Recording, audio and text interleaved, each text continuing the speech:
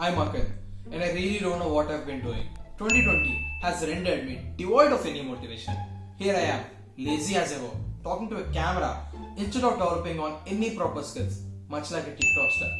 2020 is the irrefutable epitome of man proposes, God disposes. Like I had so many plans for this year that actually overwhelmed me, yet I was confident of brushing through all of them easily. But now, due to this pandemic situation, I doubt if I will even land a job on my hands. And by the end of this corona menace, my mom will expect me to land a grandkid on her lap. Wait, did I tell you about my neighbor? How would I miss big and burly, slow and clumsy? Aisha auntie, she made her way to our states few months ago, right before this entire pandemic has begun. She's as fat as a sumo wrestler, fair and fond of lipstick, lip gloss, lip this, lip that, you name it. I'm not even kidding. Her makeup alone will add somewhat to her weight. And her face, it can be used for Asian Paints ad. Her husband, a certain Sandeep or Pradeep, he's another character. They came up to visit us once. And when I was instructed to give them some water, I spilled a teeny drop of water on his trousers. And so I apologized to him. This guy, in return, apologized back to me twice. Who is this guy? And how did such an innocent guy end up with this lady? Whoever is making this matchmaking things from heaven definitely has a sense of humor. Recently, I've been thinking of being a hawker. You heard me right. People who sell vegetables on their carts, shouting and yelling, tomato kilo 60 rupees, aloo kilo 40 rupees. If there's any business where the profits are booming in this pandemic situation, it's this. Because all the people are stuck in their home, just like chicken in a coop. But there's a big problem for me to become a hawker. I'm the most wanted guy among the hawkers of my locality. I'm a pretty naughty guy.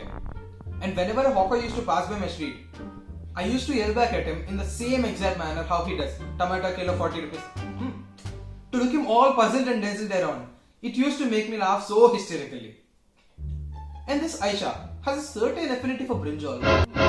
I don't even know why, but she purchases brinjals almost very regularly. And I knew this is the only way to knock some good behavior into her. And so I did. On a fine Sunday, I was standing in front of my house. I was just trying to get some fresh air. And then I sighted a fine, oh so elegant girl. She was so pretty. I was just leaning to my gate and I wasn't even able to take my eyes off her. Just like in Gautam Menon's movies. And then, bewildered as I was, my brain racing with thousands of questions, I saw her entering into none other than Aisha's house. Oh no! At that moment, I knew I was up. With all my courage, I tried to spot the fat devil looking back at me very angrily. Her face was changing colors vigorously. I turned back to my home very dull and defiant. And just within an hour, my mom got a call from none other than, you guessed it right, Aisha the Great. But I wondered why it took her so long to call my mom. Aisha is so clever. She always knew to alert all her neighbors about my misdeeds. You know what? Aisha actually tried to convince my mom that masks are government propaganda and pigeons are government controlled droids. I don't know about the coronavirus, but this Karenification definitely seems to be spreading faster with the masks on. And 2 days later, on a Tuesday, it's time for my redemption now. On Tuesdays, the brinjal hawker doesn't usually come. At the time where he would make his appearance, around 10 a.m., I went and stood in front of Aisha's house. I summoned all my might and shouted in the exact same way how the brinjal hawker would. Brinjal kilo 40 rupees, brinjal kilo 40 rupees. And almost instantly, you could hear Aisha scrambling for her purse and her bag. She yelled back, I'm coming. I went forward and I repeated the same, but this time I shouted with more vigor. Poor Aisha thought the brinjal hawker had gone further, which drove her crazy. And from her kitchen emerged a huge crash of utensils, which was enough to drag all the neighbors outside. Now you might ask me, how the other neighbors weren't fooled of me shouting brinjal. Come on, who gives a damn about Aisha or brinjal? Match made in hell this is. And then, you could hear the voice from the devil's dungeon, Aisha shouting, I'm coming, wait. As she was shouting, I could see her huge figure appear at the staircase.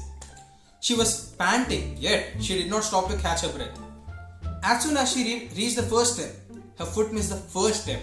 She came crashing down, tumbling down, just like a snowball down a snowy mountain. But a headshot. She landed head first, and the huge thud was enough to alert her husband. That poor thin guy. He was running and shouting, "Oh my god, sorry Aisha," as he kept running and apologizing 2 steps at a time.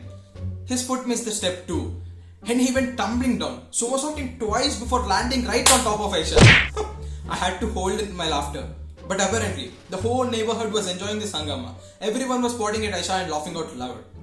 This fat woman, badly bruised, was just trying to get up. She gave her husband a nasty shout, and she was running behind me. I was finally taken aback by her will. Definitely, this woman is pretty strong. And then, when I got somewhat closer, I noticed that Aisha isn't wearing her spectacles. Without her spectacles, Aisha is as blind as a bat. Oh no! I just tried to escape and I took a left turn and I ran into a street. It was a crazy experience. I never saw Aisha after that. Legend has it that they left as mysteriously as they came here in the first place. Now, apparently, all my neighbors miss more of my theatrics. I never considered of ever doing an entertainment job. Seems legit awesome. Speaking of a job, the deadline for my internship is over. Why does this happen to me 2020, you disdainful piece of...